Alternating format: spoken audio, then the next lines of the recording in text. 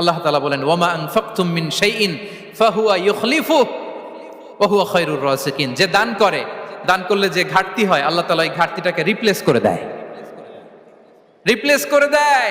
বিষ্ণু ইসা ইসলাম বলেছেন মা নাকাসা মালু আবদিন মিন সাদাকা। চ্যারিটি করলে, দান করলে আল্লাহ তার সম্পদ কখনো কমায় না।